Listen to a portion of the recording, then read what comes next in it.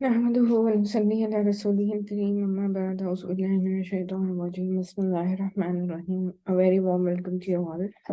آج ہماری سیرت نبی صلی اللہ علیہ وسلم میں لیکچر نمبر 44 ہے۔ گزشتہ نشست میں بات یہاں تک پہنچی تھی کہ ہم نے دیکھا کہ بہت سارے صحابہ کرام رضی اللہ تعالیٰ عنہم اجمعین نے مال غنیمت لوٹا، پھر اس کے بعد بہت سارے خیریے آئے اور پھر ان کے ساتھ کیا حالت ہوئی اس کا ہم نے کچھ تذکرہ کیا تھا۔ آج ہم بات کو اپنی اس سے آگے بڑھاتے ہوئے اپنی جنگ بدر کا واقعہ غالباً جنگ بدر سے متعلق جو ریمیننگ باتیں رہ گئی ہیں اس کو سمیٹنے کی کوشش کریں گے۔ چلیے درود شریف پڑھ لیجیے، مجلس کا آغاز کرتے ہیں۔ اللہم صلی علی محمد وعلی آل محمد کما صلیت علی ابراہیم وعلی آل ابراہیم انک حمید مجید۔ اللہم بارک علی محمد وعلی آل محمد کما بارکت علی ابراہیم وعلی آل ابراہیم انک حمید مجید۔ تو اگلا ہمارا جو سب چیپٹر ہے وہ ہے فریقین کے مقتولین۔ تو یہ مارکہ مشرکین کی شکست فاش اور مسلمانوں کی فتح مبین پر ختم ہوا ہے، اور اس میں 14 مسلمان شہید ہوئے ہیں۔ اور آئی تھنک گزشتہ نشست میں ہم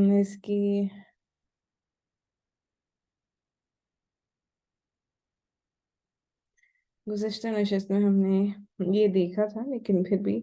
یاد دہانی کے طور پہ ہم اسی سے اپنا یہ چیپٹر سٹارٹ کر لیتے ہیں۔ تو جو 14 مسلمان شہید ہوئے تھے مسلمانوں کی طرف سے، ان میں سے 6 مہاجرین صحابہ تھے اور 8 انصار صحابہ تھے، لیکن مشرکین جو تھے ان کو بھاری نقصان اٹھانا پڑا تھا۔ ان کے 70 آدمی مارے گئے تھے اور 70 قید کیے گئے تھے۔ جو عموماً قید کیے گئے تھے وہ ان میں جو ہے سردار بھی تھے اور بڑے بڑے معزز حضرات تھے۔ تو ختم جنگ کے بعد رسول اللہ صلی اللہ علیہ وسلم نے مقتولین کے پاس کھڑے ہو کر فرمایا، تم لوگ اپنے نبی کے لیے کتنا برا کنبہ اور قبیلہ تھے، تم نے مجھے جھٹلایا جبکہ اوروں نے میری تصدیق کی، تم نے مجھے بے یار و مددگار چھوڑا جبکہ اوروں نے میری تائید کی۔ تو یہاں پہ جنہوں نے تصدیق کی، جنہوں نے تائید کی، جن کا ذکر آ رہا ہے وہ مدینے کے لوگ ہیں، جنہوں نے اللہ کے نبی صلی اللہ علیہ وسلم کو ہجرت کے بعد ایسے وقت پہ جب مسلمانوں کی حالت بہت نازک تھی اس وقت پر سپورٹ کیا نا، تو ان کے بارے میں یہاں پر ذکر ہے۔ تم نے مجھے نکالا جبکہ اوروں نے مجھے پناہ دی۔ اس کے بعد آپ صلی اللہ علیہ وسلم نے حکم دیا اور انہیں گھسیٹ کر بدر کے ایک کنویں میں ڈال دیا گیا۔ تو سارے جو مارے گئے تھے تمام کو، جیسے ابو جہل، عتبہ، ربیعہ، شیبہ اور بھی جو بڑے بڑے سردار تھے، ان سبھی کو مشرکین جو مر چکے تھے ان تمام کو کنویں میں ڈال دیا گیا۔ حضرت ابو طلحہ رضی اللہ تعالیٰ عنہ سے مروی ہے کہ نبی صلی اللہ علیہ وسلم کے حکم سے بدر کے روز قریش کے 24 بڑے سرداروں کی لاشیں بدر کے ایک گندے خبیث کنویں میں پھینک دی گئی۔ آپ صلی اللہ علیہ وسلم کا دستور تھا کہ آپ صلی اللہ علیہ وسلم جب کسی قوم پر فتح یاب ہوتے تو 3 دن میدان جنگ میں قیام فرماتے۔ تو اللہ کے نبی صلی اللہ علیہ وسلم کا یہ معمول تھا کہ جیت جانے کے بعد بھی اس میدان جنگ میں آپ 3 دن کے لیے قیام فرماتے۔ چنانچہ جب بدر میں تیسرا دن آیا تو آپ صلی اللہ علیہ وسلم کے حکم کے مطابق آپ صلی اللہ علیہ وسلم کی سواری پر جو سامان تھا اسے رکھا گیا۔ اس کے بعد آپ صلی اللہ علیہ وسلم پیدل چلے اور پیچھے پیچھے صحابہ اکرام بھی پیدل چلے، یہاں تک کہ آپ صلی اللہ علیہ وسلم کنویں کے بار پر کھڑے ہو گئے، جس کنویں میں ان بڑے بڑے سرداروں کو ڈالا گیا تھا۔ اس کی بار پہ، بار کہتے ہیں وہ جو باؤنڈری ہوتی ہے نا، جو ویل کی باؤنڈری ہوتی ہے، اس پر کھڑے ہو گئے اللہ کے نبی صلی اللہ علیہ وسلم۔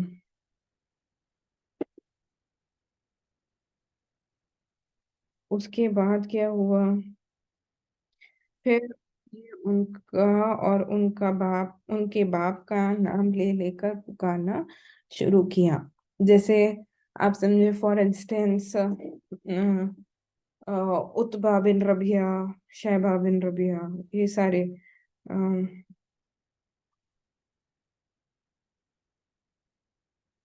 سارے امیہ بن خلف، ان ساروں کو اللہ کے نبی صلی اللہ علیہ وسلم نے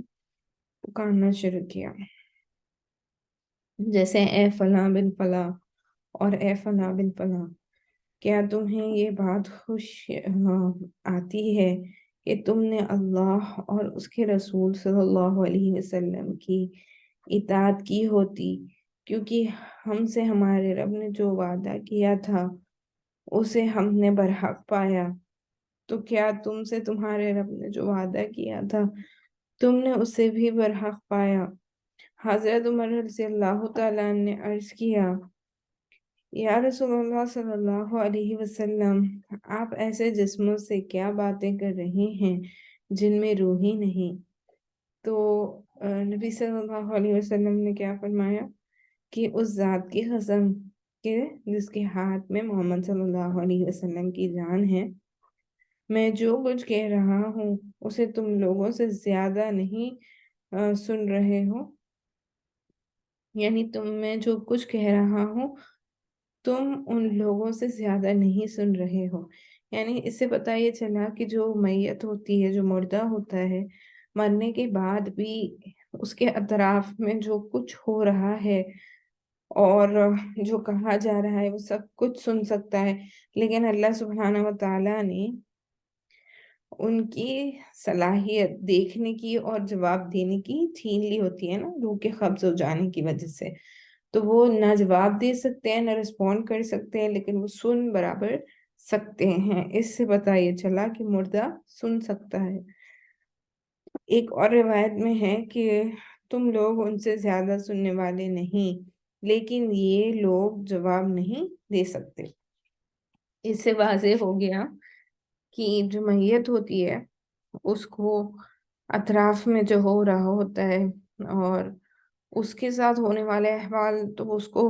ڈیفینیٹلی نظر آ رہے ہوتے ہیں. یعنی کہ جیسا ہی آپ کی دنیا سے جانے کا وقت آ جاتا ہے، اللہ سبحانہ و تعالیٰ وہ جو پردے ہیں نا کہ ہمیں فرشتے نہیں دکھائی دیتے،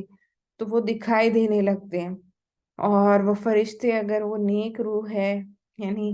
نیک انسان ہے، تو فرشتے جو ہے بہترین انداز میں، انتہائی اچھے لباس میں اور اچھے انداز میں اس کے سامنے آتے ہیں اور اس کی روح قبض کرتے ہیں اسرائیل سے. اس کے بعد اگر وہ شخص بدکار ہوا، اگر وہ نیکوکاروں میں سے نہیں ہوا، تو بڑے ہی انتہائی تکلیف دہ طریقے سے اس کا آپ سمجھے ایک طریقے سے وہاں پہ اس کا آنا نامبارک ہوتا ہے. تو فرشتے اس کو جو ہے جس انداز میں فرشتہ روح قبض کرنے والا اس کے سامنے آئے گا، روح قبض کرنے کے لیے وہ بھیانک اور خوفناک ہوگا. اس کے علاوہ جو گھر کے لوگ ہوتے ہیں یا جو اطراف میں جب تک میت کو دفنایا جاتا ہے جو بھی باتیں ہو رہی ہوتی ہیں میت کے پاس، وہ میت کو سنائی دیتا ہے. اس سے پتہ چلا. اس کے بعد ہمارا اگلا چیپٹر ہے مکے میں شکست کی خبر.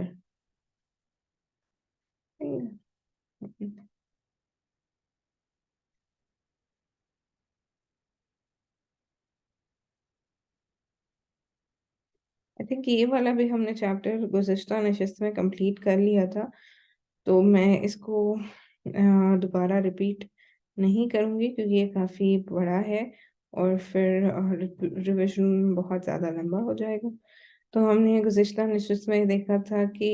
مکے سے جب اس کی جسٹ میں آپ کو بتا دیتی ہوں، پھر ہم انشاءاللہ آگے بڑھیں گے. کہ ہوا یہ کہ جیسے مدینے میں آپ نے دیکھا کہ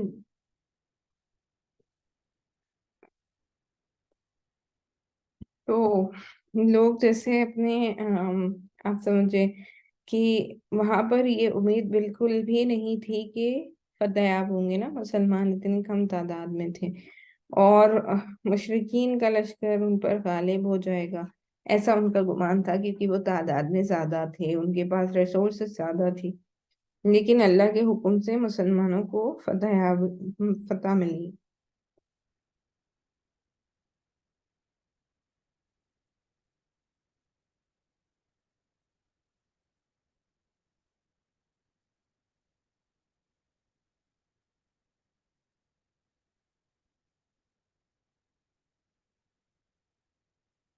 ہم نے گزشتہ نشست میں یہ بھی دیکھا کہ اللہ سبحانہ و تعالیٰ نے آیت نازل فرمائی کہ مال غنیمت کے حوالے سے، کہ مال غنیمت پر کس کا سب سے زیادہ حق ہے، تو صحابہ اکرام رضی اللہ تعالیٰ عنہم اجمعین میں کچھ صحابی ایسے تھے جو کانسٹنٹلی صرف اللہ کے نبی صلی اللہ علیہ وسلم کی حفاظت میں لگے ہوئے ہوتے ہیں کہ کوئی بھی تکلیف اللہ کے نبی صلی اللہ علیہ وسلم نہ پہنچنے پائے۔ اس کے چلتے وہ جا کر مال غنیمت نہیں لے سکے، تو اس کے بعد صحابہ اکرام رضی اللہ تعالیٰ عنہم اجمعین میں آپسی آپ سمجھے اختلاف ہو گیا اس بات پر کہ جس صحابہ نے مال غنیمت کو لوٹا تھا، حاصل کیا تھا، ان کا یہ کہنا تھا کہ انہی کا اس پر حق ہے۔ تو پھر اللہ سبحانہ وتعالیٰ نے قرآن شریف میں آیت نازل فرمائی کہ لوگ آپ صلی اللہ علیہ وسلم سے مال غنیمت کے متعلق پوچھتے ہیں، کہہ دو غنیمت اللہ اور رسول صلی اللہ علیہ وسلم کے لیے ہے، بس اللہ سے ڈرو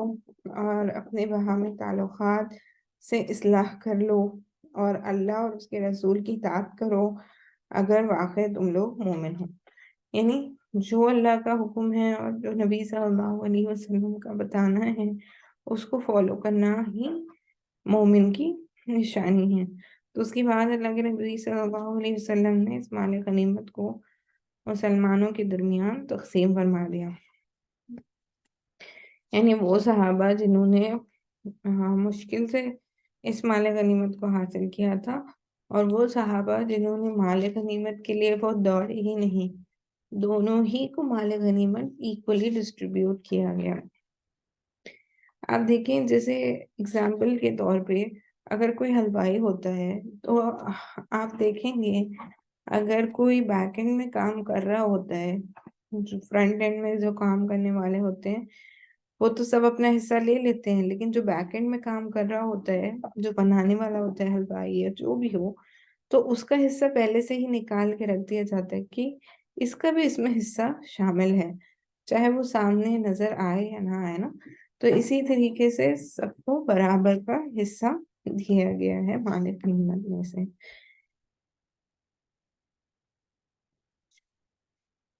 اس کے بعد ہمارا جو اگلا سب چیپٹر ہے وہ ہے اسلامی لشکر مدینے کی راہ میں۔ رسول اللہ صلی اللہ علیہ وسلم 3 روز بدر میں قیام فرما کر مدینے کے لیے چل پڑے۔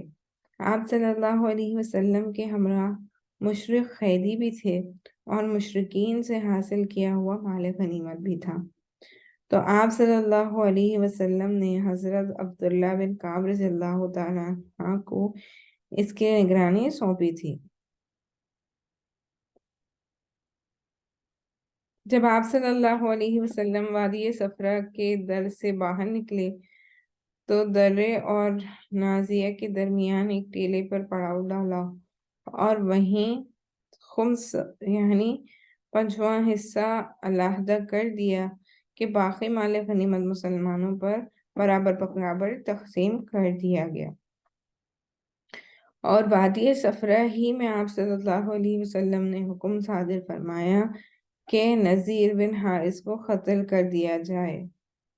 جیسے ہم نے اس کے بارے میں بھی گزشتہ نشست میں دیکھا تھا، اس شخص نے جنگ بدر میں مشرکین کے پرچم اٹھا رکھا تھا اور یہ قریش کے اکابر مجرمین میں سے تھا، یعنی جنہوں نے مسلمانوں کو بے انتہا تکلیفیں بھی پہنچائی ہیں اور اللہ کے نبی صلی اللہ علیہ وسلم کو اذیت بھی پہنچائی ہے۔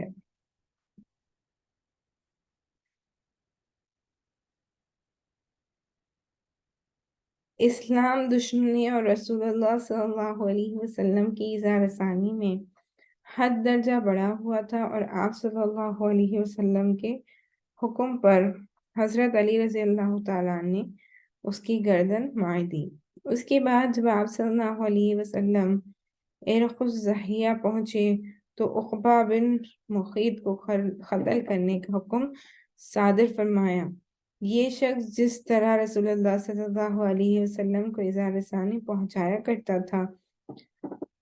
اس کا کچھ ذکر پیچھے بھی گزر چکا ہے۔ جیسے ہم نے ذکر کیا تھا کہ یہی وہ شخص ہے جس نے رسول اللہ صلی اللہ علیہ وسلم کی پیٹھ پر نماز کی حالت میں اونٹ کی اودھری کو جو ہے ڈالا تھا، اور اسی شخص نے آپ صلی اللہ علیہ وسلم کی گردن پر چادر لپیٹ کر آپ صلی اللہ علیہ وسلم کو قتل کرنا چاہا تھا، اور اگر ابو بکر رضی اللہ تعالیٰ عنہ بر وقت نہ گئے ہوتے تو اس نے اپنی دانشت میں تو آپ صلی اللہ علیہ وسلم کا گلا گھونٹ کر مار ہی ڈالا ہوتا۔ جب نبی صلی اللہ علیہ وسلم نے اس قتل کا حکم صادر فرمایا تو کہنے لگا، اے محبت، بچاؤ کے لیے کون ہے؟ آپ صلی اللہ علیہ وسلم نے فرمایا، آگ۔ اس کے بعد حضرت عاصم بن ثابت انصاری رضی اللہ تعالیٰ نے اور کہا جاتا ہے کہ حضرت علی نے اس کی گردن دے ماری، دونوں نے۔ جنگی نقطۂ نظر سے ان دونوں طاغوتوں کا قتل کیا جانا ضروری تھا، کیونکہ یہ صرف جنگی قیدی نہیں تھے بلکہ جدید اصلاح کی روح سے جنگی مجرم بھی تھے۔ تو ان کا قتل کیا جانا اس لیے آپ سمجھیں کہ جو جنگی قیدی ہوتے ہیں، جو قید کر لائے جاتے ہیں، عموماً ان کو یا تو فدیہ لے کر چھوڑ دیا جاتا ہے یا پھر وہ قیدی ہی رہتے ہیں، ان کو قتل نہیں کیا جاتا unless and until ان کا کوئی اور بڑا جرم ہو۔ تو یہ دونوں لوگ جن کو قتل کرنے کا حکم دیا گیا تھا اور جن کو قتل کیا گیا، یہ وہ مجرم تھے جنہوں نے مکے میں جب مسلمان تھے تو اللہ کے نبی صلی اللہ علیہ وسلم کی بھی بہت زیادہ اظہار ثانی کی تھی اور مسلمانوں کو انتہائی تکلیفیں پہنچائی تھی۔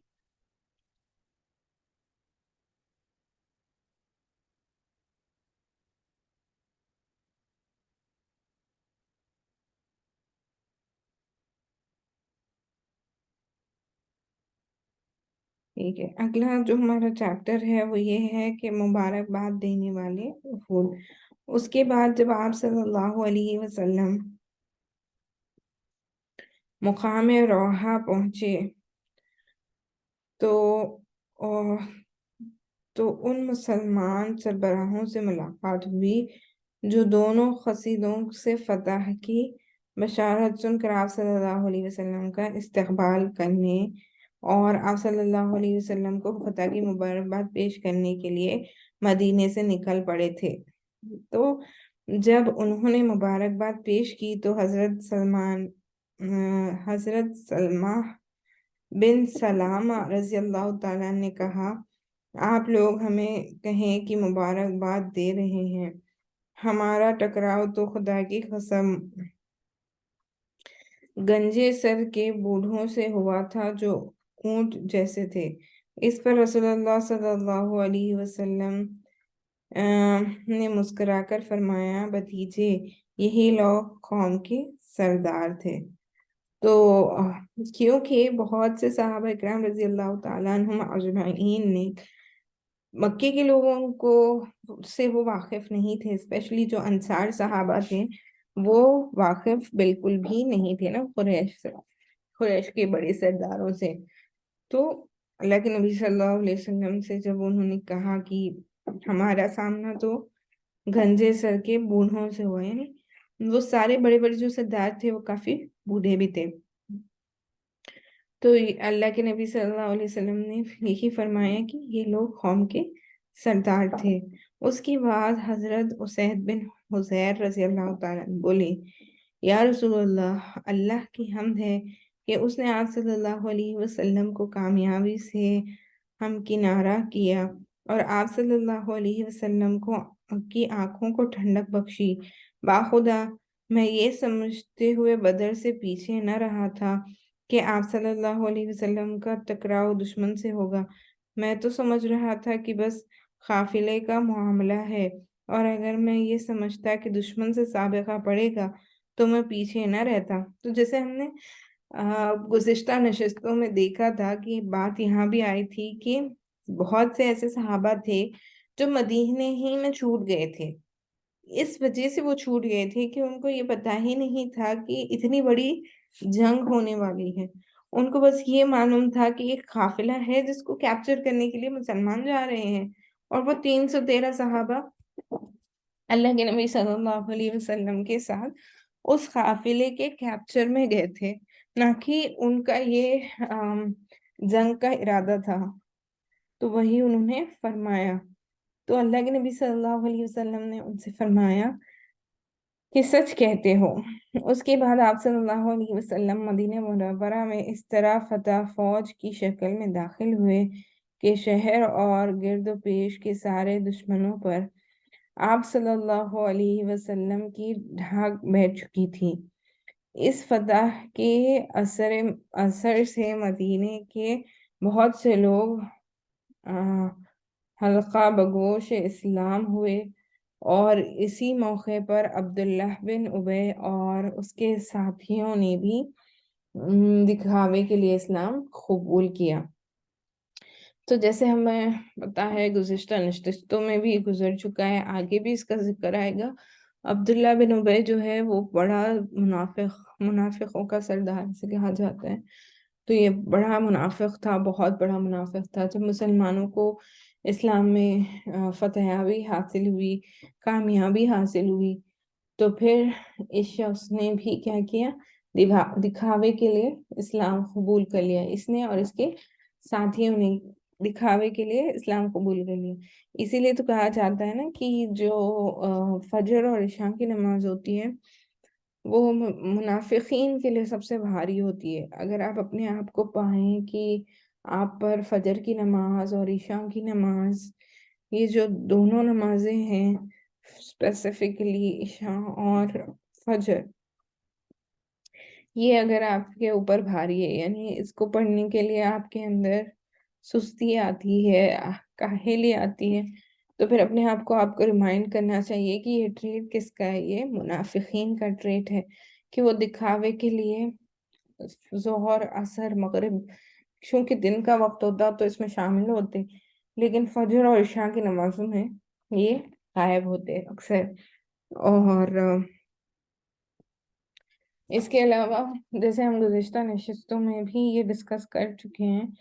کہ منافقین جو ہوتے ہیں ان کا ایک ٹریٹ یہ ہوتا ہے کہ یہ دل میں ایک بات رکھتے ہیں اور ظاہر ایک بات کرتے ہیں۔ تو اللہ سبحانہ وتعالیٰ نے اس ٹریٹ کو بالکل ہی ناپسند فرمایا ہے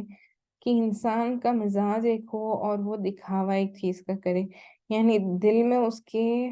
جو یہ عبداللہ بن ابی تھا اور اس کے ساتھی تھے، ان کے دلوں میں اللہ کے نبی صلی اللہ علیہ وسلم سے بغض و عداوت تھی اور اسلام دشمنی تھی، لیکن چونکہ مسلمانوں کو غلبہ حاصل ہو گیا تھا مدینہ منورہ میں، اور پھر یہ جنگ بدر میں اتنی شاندار طریقے سے فتحیاب ہو کے آنے کے بعد اب ان کے پاس کوئی آپشن نہیں تھا رادر دین سرنڈرنگ۔ تو انہوں نے کیا ترتیب اختیار کی کہ دل سے یہ اپنے آپ کو مسلمان سمجھتے ہی نہیں تھے، لیکن بظاہر سب کے سامنے دکھاوا کرنے، اور کیونکہ صرف دلوں کا حال تو صرف اللہ ہی جانتا ہے، اسی لیے اللہ سبحانہ وتعالیٰ نے اپنے نبی صلی اللہ علیہ وسلم اور صحابہ اکرام رضی اللہ تعالیٰ عنہ کو بعد میں چل کے ان کے بارے میں اطلاع فرما دی، اور ان کے بارے میں ساری چیزیں واضح ہو گئی کہ یہ ایمان والے نہیں ہیں۔ لیکن شروعات کی بات ہے، جب ابتدائی دور میں، کیونکہ اس سے پہلے آپ دیکھیں گے جتنا بھی ہم نے سیرت کا مطالعہ کیا ہے، یا تو پکے ایمان والے تھے صحابہ میں، یا تو پھر کمپلیٹ مشرک تھے، اس سے ہٹ کے اور کوئی تیسرا گروہ نہیں تھا۔ جو یہ دکھاوا کرتا کہ وہ ایمان والا ہے لیکن اس کے دل میں ایمان نہیں ہوتا. تو یہ جو منافقین کا گروہ جس کی شروعات ہوئی ہے یہ مدینے ہی سے ہوئی ہے.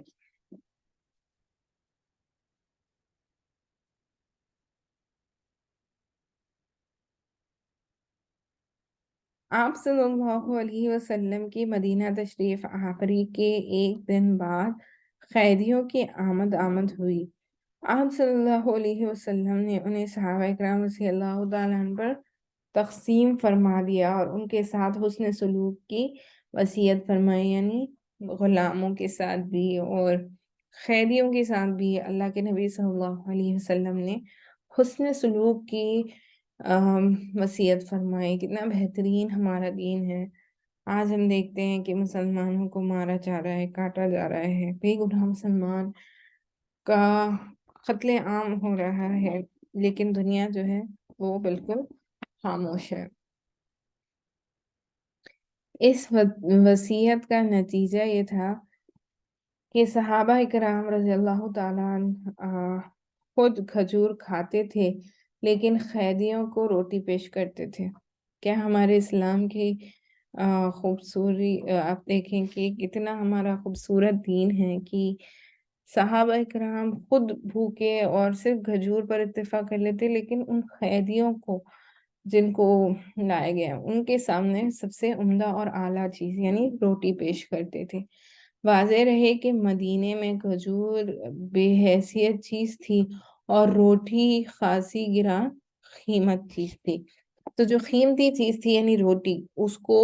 پیش کیا گیا قیدیوں کے سامنے. کھجور کیونکہ نخلستان اسے کہا جاتا ہے نا کہ کھجور تو عام سی چیز ہے مدینے میں، تو کھجور وہ کھا لیتے لیکن قیدیوں کے سامنے وہ عمدہ چیز کو پیش کرتے. اس کے بعد ہمارا جو اگلا چیپٹر ہے وہ ہے قیدیوں کی خزیہ. جب رسول اللہ صلی اللہ علیہ وسلم مدینہ پہنچ گئے تو آپ صلی اللہ علیہ وسلم نے صحابہ اکرام رضی اللہ تعالیٰ عنہ سے قیدیوں کے بارے میں مشورہ کیا. حضرت ابوبکر رضی اللہ تعالیٰ عنہ نے کہا یا رسول اللہ یہ لوگ چچیرے بھائی ہیں اور کنبے قبیلے کے لوگ ہیں. میری رائے ہے کہ آپ صلی اللہ علیہ وسلم ان سے فدیہ لے لیں. اس طرح جو کچھ ہم لیں گے وہ کفار کے خلاف ہماری قوت کا ذریعہ ہوگا اور یہ بھی قوت ہے کہ اللہ انہیں اور یہ بھی توقع ہے کہ اللہ انہیں ہدایت دے دے اور وہ ہمارے بازو بن جائیں. تو یہاں پر دیکھیں اب سیٹل ڈاؤن ہو گئے ہیں، مدینے میں تشریف لا لیے ہے. ایک دن گزرنے کے بعد جب ان قیدیوں کے متعلق اللہ کے نبی صلی اللہ علیہ وسلم نے فیصلہ کرنا چاہا کہ ان کو کیا کرنا چاہیے، ان قیدیوں کے ساتھ کیا کرنا چاہیے، تو سب سے پہلے ابوبکر صدیق رضی اللہ تعالیٰ نے یہی مشورہ دیا کہ ان سے، کیونکہ آپ نے پہلے بھی سنا ہوگا اور ہم بار بار آپ سے یہ بتاتے آ رہے ہیں کہ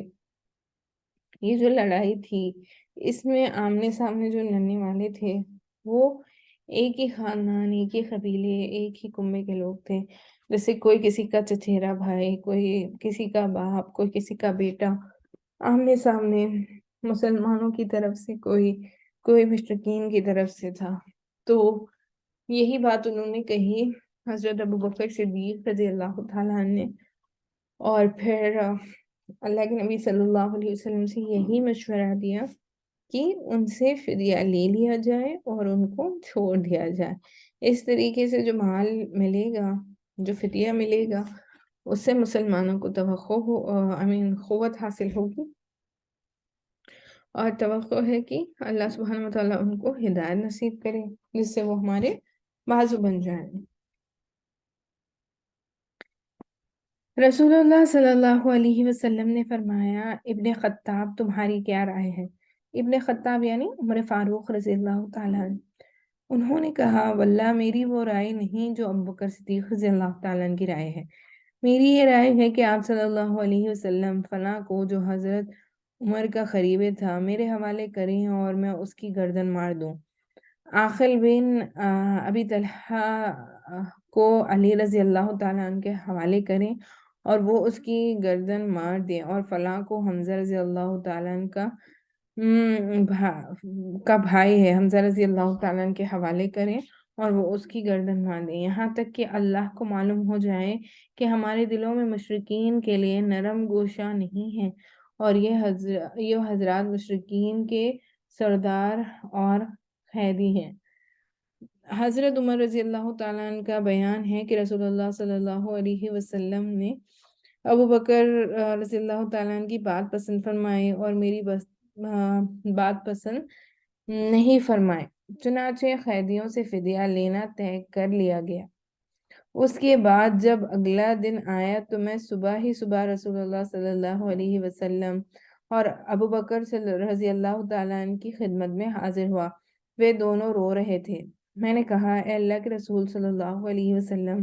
مجھے بتائیں، آپ صلی اللہ علیہ وسلم اور آپ صلی اللہ علیہ وسلم کے ساتھی کیوں رو رہے ہیں؟ اگر مجھے بھی رونے کی وجہ ملی تو میں بھی روں گا، اور اگر نہ مل سکی تو آپ حضرات کے رونے کی وجہ سے روں گا۔ رسول اللہ صلی اللہ علیہ وسلم نے فرمایا، فدیہ قبول کرنے کی وجہ سے تمہارے اصحاب پر جو چیز پیش کی گئی ہے اس کی وجہ سے رو رہا ہوں۔ اور آپ صلی اللہ علیہ وسلم نے ایک قریبی درخت کی طرف اشارہ کرتے ہوئے فرمایا، مجھ پر ان کا عذاب اس درخت سے بھی زیادہ قریب پیش کیا گیا، اور اللہ نے یہ آیت نازل فرمائی، کسی نبی کے لیے درست نہیں کہ اس کے پاس قیدی ہوں یہاں تک کہ وہ زمین میں اچھی طرح خون ریزی کر لیں۔ تم لوگ دنیا کا سامان چاہتے ہو اور اللہ آخرت چاہتا ہے، اور اللہ غالب اور حکمت والا ہے، اور اللہ کی طرف سے نوشتہ سبقت ناکار ہو چکا ہوتا تو تم لوگوں نے جو کچھ لیا ہے اس پر تم کو سخت عذاب پکڑ لیتا۔ یعنی اللہ سبحانہ و تعالیٰ کا بھی یہ فیصلہ تھا کہ ان مشرکین کو، جو عمر فاروق رضی اللہ تعالیٰ عنہ نے جو فرمایا نا کہ ان مشرکین کو، ایک بھی مشرکین کو باقی نہیں رہنا دینا چاہیے، ان تمام کی گردن اڑا دینی چاہیے۔ تو اللہ نے بھی یہ فیصلے کو پسند فرمایا، اور اسی کے فیور میں اللہ سبحانہ وتعالیٰ نے یہ آیت نازل فرمائی کہ اللہ کو بھی وہی چیز پسند ہے کہ جو مشرک ہوتے ہیں پھر ان کو باقی نہیں رکھا جائے اور ان سے فدیہ لے کر ان کو چھوڑ نہ دیا جائے، کیونکہ اس سے پہلے یہ آیت نہیں آئی تھی تو آلریڈی جو فدیہ لیا گیا تھا اور ان کو چھوڑنے کا فیصلہ کر دیا گیا تھا، اس پر اللہ نے ان کو روک نہیں لگائی، لیکن اللہ نے یہاں پہ یہ بتا دیا کہ اللہ کیا چاہتا ہے۔ تو یہاں پر آپ دیکھیں گے کہ اللہ کے نبی صلی اللہ علیہ وسلم کے جو اوپر وحی آتی تھی، اس میں آپ کو پتہ چلے گا کہ بہت سارے ایسی روایتیں ہیں اور بہت ساری ایسی آیتیں ہیں جو عمر فاروق رضی اللہ تعالیٰ عنہ کا جو فیصلہ تھا، یا جو ان کی بات تھی، جو ان کے تھاٹس تھے، اللہ سبحانہ وتعالیٰ نے اس کو فیور کرتے ہوئے آیتیں نازل فرمائی ہیں۔ ایک اور اگزامپل یہ ہے، جیسے پردے کا حکم جب آیا تو پردے کے حکم سے متعلق عمر فاروق رضی اللہ تعالیٰ عنہ بتاتے ہیں کہ ان کی یہ ذہن میں تھا، یا انہوں نے یہ بات اللہ کے نبی صلی اللہ علیہ وسلم کے سامنے رکھی تھی غالباً if I'm not wrong، کہ عورتوں کو جو ہے پردہ کرنا چاہیے، تو اللہ سبحانہ وتعالیٰ نے بھی پھر مسلمان عورتوں کے لیے پردے کے متعلق جو ہے آیتیں نازل فرمائی تھی۔ تو ایسے ہی آپ دیکھیں گے قرآن مجید پہ جگہ جگہ پر جو آیتیں ہیں، اس میں جو عمر فاروق رضی اللہ تعالیٰ عنہ کا فیصلہ ہوتا ہے، یا جو ان کی بات ہوتی ہے، اللہ سبحانہ تعالیٰ نے ان کے فیصلوں کو پسند فرمایا اور اس کی تصدیق کی ہے۔ اس سے پتہ یہ چلا کہ اسی وجہ سے اللہ کے نبی صلی اللہ علیہ وسلم نے کیا فرمایا کہ اگر میرے بعد کوئی نبی ہوتا تو وہ عمر فاروق رضی اللہ تعالیٰ عنہ ہوتے، لیکن چونکہ نبوت کا سلسلہ اللہ کے نبی صلی اللہ علیہ وسلم پر بند کر دیا گیا ہے، تو نبی اب کوئی آنے والے نہیں ہیں، لیکن اس سے اللہ کے نبی صلی اللہ علیہ وسلم کو بتانا یہ مراد تھا کہ ابو بکر صدیق رضی اللہ تعالیٰ عنہ، عمر فاروق رضی اللہ تعالیٰ عنہ کا مرتبہ کیا ہے، اور یہ کتنے اعلیٰ معیار کے صحابی ہیں۔ آج ہم دیکھتے ہیں کہ ایسا ایک لوگ ہے جو عمر فاروق رضی اللہ تعالیٰ عنہ اور ابو بکر صدیق رضی اللہ تعالیٰ عنہ کو معاذ اللہ آپ سمجھیں کہ ان کے لیے لعنت بھیجتے ہیں اور من گھڑت باتیں جو بالکل بے بنیاد ہیں ان پر تہمت لگاتے ہیں، تو سوچ لینا چاہیے اپنی زبانوں کو بولنے سے پہلے بہت احتیاط سے ان حضرات کے بارے میں جب آپ بات کرتے ہیں تو بڑے ہی عزت اور احترام اور ادب اور تقدس کے ساتھ ان کا تذکرہ کرنا چاہیے، کیونکہ اللہ کے نبی صلی اللہ علیہ وسلم نے فرمایا کہ جس نے اللہ سے اور اس کے نبی سے محبت کی، پھر ان کی محبت ان کے صحابہ کے لیے بھی ہوگی۔ اور اگر کوئی ایسے دکھاتا ہے کہ صحابہ اکرام رضی اللہ تعالیٰ عنہ سے اس کو بغض و عداوت ہے لیکن وہ اللہ سے اور نبی سے محبت کرتا ہے، تو یہ اپنی دلیل میں سچا نہیں ہے، کیونکہ وہ مجھ پر ڈائریکٹ اٹیک نہیں کر سکتا، تبھی وہ میرے صحابہ کو کہہ رہا ہے۔ اس سے ہوگا یہ کہ اس کا مقصد تو مجھے ہی تکلیف پہنچانا ہے نا۔ تو اللہ کے نبی صلی اللہ علیہ وسلم نے صحابہ کو تاروں کے مانند بتایا ہے۔ تو صحابہ اکرام رضی اللہ تعالیٰ عنہم اجمعین کے واقعات کو پڑھیں، سمجھیں اور اپنے اولاد کو یعنی بتاتے رہیں، ہم خود بھی سیکھیں اور دوسروں کو بھی بتائیں کہ ان کا کیا مرتبہ تھا، جو آج لوگ بے ادبی کرتے ہیں اور غلط باتیں کرتے ہیں۔ قطعی اللہ سبحانہ وتعالیٰ کو یہ ناپسندیدہ عمل ہے، اور اللہ کی طرف جو نوشتہ سبقت کر چکا تھا وہ یہ تھا، یعنی مشرکین کو جنگ میں قید کرنے کے بعد یا تو احسان کرو یا فدیہ لے لو۔ چونکہ اس نوشتے میں قیدیوں سے فدیہ لینے کی اجازت دی گئی تھی، یعنی پچھلی آیتوں میں اجازت دی گئی تھی، اس لیے صحابہ اکرام رضی اللہ تعالیٰ عنہ کو قبول فدیہ پر سزا نہیں دی گئی، بلکہ صرف سرزنش کی گئی کہ اس سے بہتر یہ چیز ہوتی، یہ بتایا گیا، اور اللہ کا کیا فیصلہ ہوتا ہے یہ بتایا گیا۔ اور یہ بھی اس لیے کہ انہوں نے کفار کو اچھی طرح کچلنے سے پہلے قیدی بنا لیا تھا، اور اس لیے بھی کہ انہوں نے ایسے مجرمین جنگ سے فدیہ لینا قبول کر لیا تھا جو صرف جنگی قیدی نہ تھی، بلکہ جنگ کے ایسے اکابر مجرمین تھے جنہیں جدید قانون بھی مقدمہ چلائے بغیر نہیں چھوڑتا۔ تو جو مجرمین تھے یعنی جو قیدی تھے، ان میں بعض لوگ اتنے حد سے گزرنے والے تھے کہ ان کو صرف پیسے لے کر چھوڑ دینا ان کے حق میں ایک صحیح ڈیسیجن نہیں ہوتا، اسی لیے اللہ نے اس کو ناپسند فرمایا۔ اور جن کے متعلق مقدمے کا فیصلہ عموماً سزائے موت یا عمر قید کی صورت میں نمودار ہوتا ہے، تو یہ ایسے لوگ تھے کہ اگر ان پر مقدمہ چلایا جاتا تو ان پر کیسے ان کا فیصلہ ہوتا، یا تو ان کو سزائے موت ملتی یا پھر ان کو عمر قید کا فیصلہ سنایا جاتا ہے، ایسے ان کے جرم تھے۔ بہرحال چونکہ حضرت ابو بکر صدیق رضی اللہ تعالیٰ عنہ کی رائے کے مطابق معاملہ طے ہو چکا تھا، اس لیے مشرکین سے فدیہ لیا گیا۔ فدیہ کی مقدار 400 یا 4000 یا 3000 درہم سے لے کر 1000 درہم تک طے کی گئی تھی۔ اہل مکہ لکھنا پڑھنا بھی جانتے تھے، جبکہ اہل مدینہ لکھنے پڑھنے سے واقف نہ تھے، اس لیے یہ بھی طے کیا گیا تھا کہ جس کے پاس فدیہ نہ ہو وہ مدینے کے 10 بچوں کو لکھنا پڑھنا سکھا دے، جب یہ بچے اچھی طرح سیکھ جائیں تو یہ اس کا فدیہ ہوگا۔ رسول اللہ صلی اللہ علیہ وسلم نے کئی قیدیوں پر احسان بھی فرمایا اور انہیں فدیہ لیے بغیر رہا کر دیا۔ اس فہرست میں مطلب بن حنتب، سیفی بن ابی رفا اور ابو عزہ جمحی کے نام آتے ہیں۔ آخر والے شخص کو آئندہ جنگ احد میں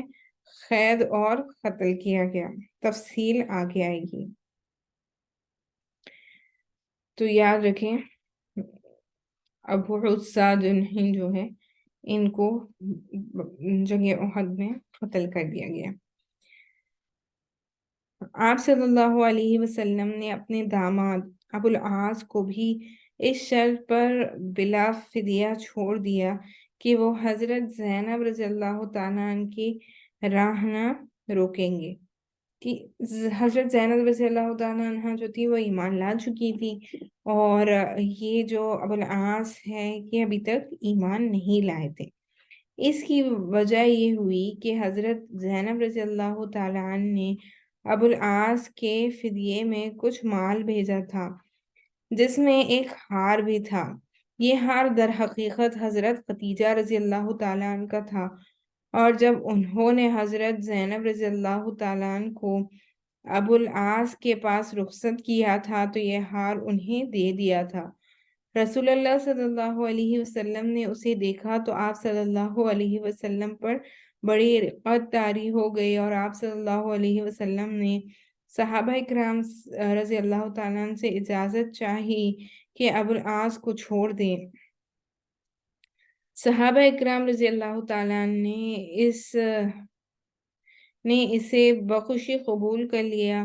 اور رسول اللہ صلی اللہ علیہ وسلم نے ابو العاص کو اس شرط پر چھوڑ دیا کہ وہ حضرت زینب رضی اللہ تعالیٰ عنہ کی راہ چھوڑ دیں گے۔ چنانچہ حضرت ابو العاص ان کا راستہ چھوڑ دیا، اور حضرت زینب نے ہجرت فرمائی۔ رسول اللہ صلی اللہ علیہ وسلم نے حضرت زید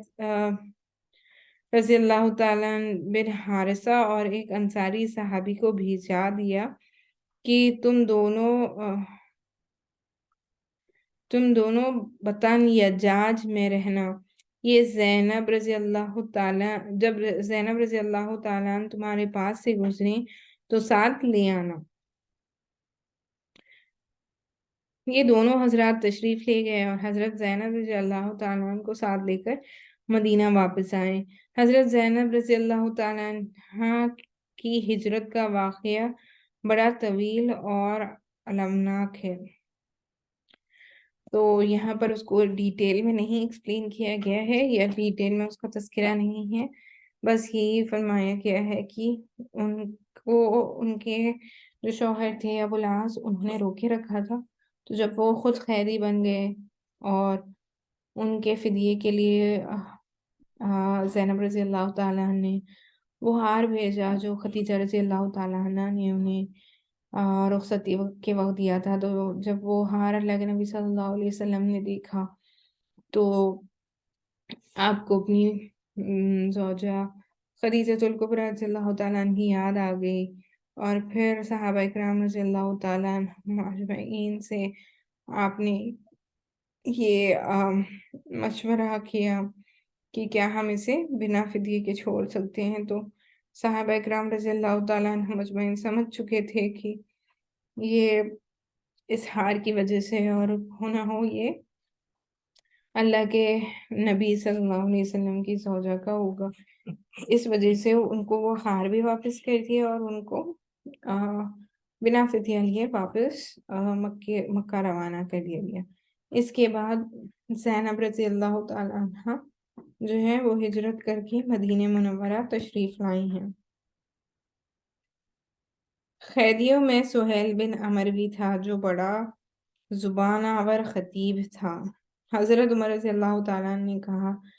اے اللہ کے رسول صلی اللہ علیہ وسلم، سہیل بن عمر کے اگلے 2 دانت توڑوا دیجئے، اس کی زبان لپٹ جایا کرے گی اور وہ کسی جگہ خطیب بن کر آپ صلی اللہ علیہ وسلم کے خلاف کبھی کھڑا نہ ہو سکے گا۔ لیکن رسول اللہ صلی اللہ علیہ وسلم نے ان کی یہ گزارش مسترد کر دی، کیونکہ یہ مسئلے کے ذمے آتا ہے جس پر قیامت کے روز اللہ کی طرف سے پکڑ کا خطرہ تھا، یعنی آم، مار اس کی دانتوں کو نکالنے کا، تاکہ وہ اللہ کے نبی صلی اللہ علیہ وسلم کے خلاف کچھ نہ کہہ سکے۔ یہ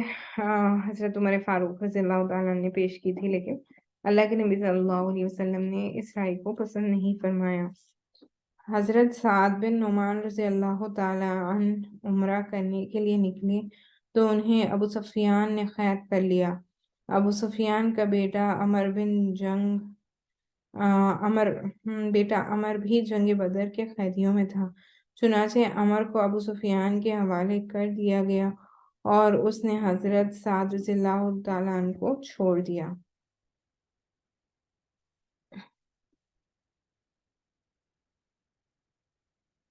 چلیں انشاءاللہ آج ہم اپنی بات کو یہیں پر مکمل کرتے ہیں۔ اگلی نشست میں انشاءاللہ ہم اس سے آگے کی بات کو کریں گے۔ امید ہے کہ جو پڑھا گیا، جو سمجھانے کی کوشش کی گئی، وہ آپ کو اچھے سے سمجھ میں آ گیا ہوگا۔ اللہ سبحانہ وتعالیٰ سے یہ دعا ہے کہ اللہ سبحانہ وتعالیٰ اپنے فضل و کرم سے اس کو قبولیت کا درجہ عطا فرمائے اور ہمارے لیے مغفرت کا اسے سبب بنائے۔ وآخر الدعوانا ان الحمد للہ رب العالمین۔ سبحان اللہ وبحمدہ، سبحانک اللہم وبحمدک، ونشہد ان لا الہ الا انت، نستغفرک ونتوب الیک۔ سبحان ربک رب العزت عما یصفون، وسلام علی المرسلین، والحمد للہ رب العالمین۔